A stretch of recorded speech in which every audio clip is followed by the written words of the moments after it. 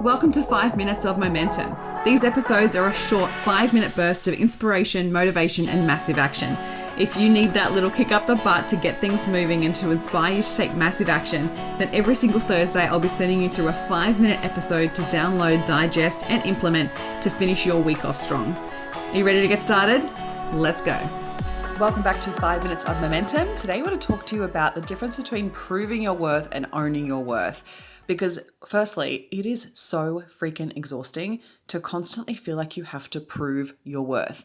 And the thing is, this does not come from your clients. This does not come from them thinking you're not doing enough, being enough, creating enough, whatever it is, enough. It's not. It actually stems from you. You must first believe in your own worth before you can stop having to prove your worth.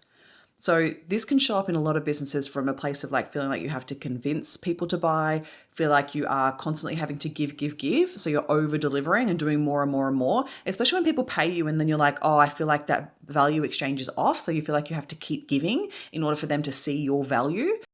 Or, just working twice as hard because you're trying to feel like you're enough. This is exhausting, absolutely exhausting, and such a trap for so many ambitious women. And I want you to know that you absolutely can flip the script on this. You do not need to prove your worth. You need to believe in the value that you deliver in order for you to own it.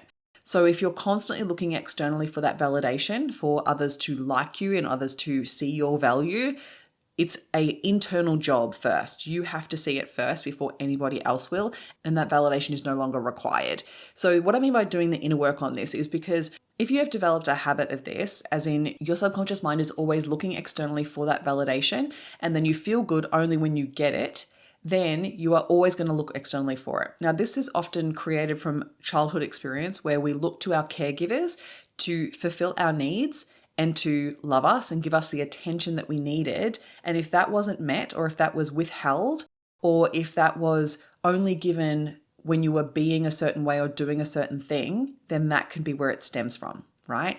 So for instance, when I was a kid, my dad was very closed off, very stoic man, and really wasn't affectionate at all, right? And never actually really said he loved us. It was very much, he was stressed all the time, stoic all the time, and just did not know really how to communicate.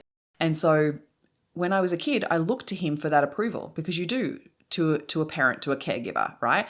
Our mum always gave unconditional love, right? So I got it met from her, but because my dad didn't give it, I craved it from him.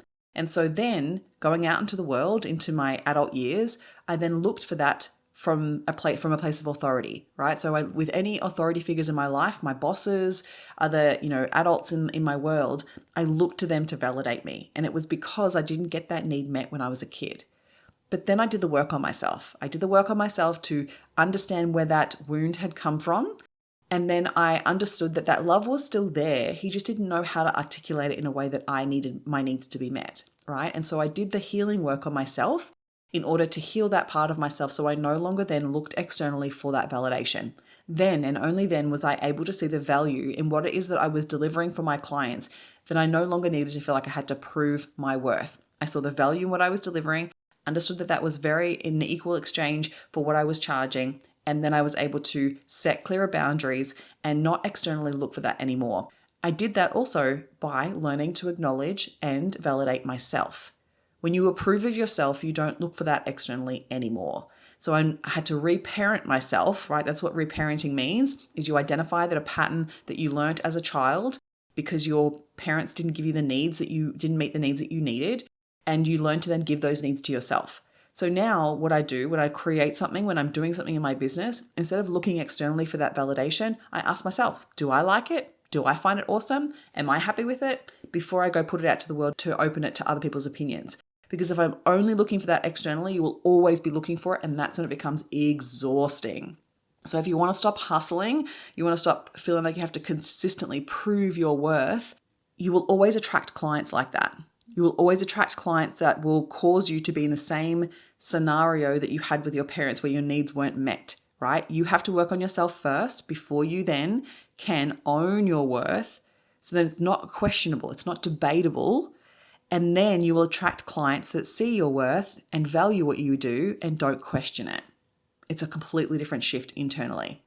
You have to believe in your worthiness before anybody else will. And then when you fully own it everything else becomes so much easier. You don't have to constantly prove your worth. You don't have to constantly sell from a place of desperation or convincing.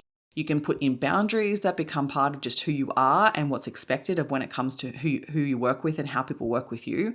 And your energy then becomes much more magnetic, right? That's what the internal work means. So if you're wanting to do this next level of work, this is what I do with my clients in a one-on-one capacity. If this is something that you feel like you need to work on, feel free to send me a DM on Instagram and we can chat about it and we can see whether working on this one-on-one would be beneficial for you. All right, lovely.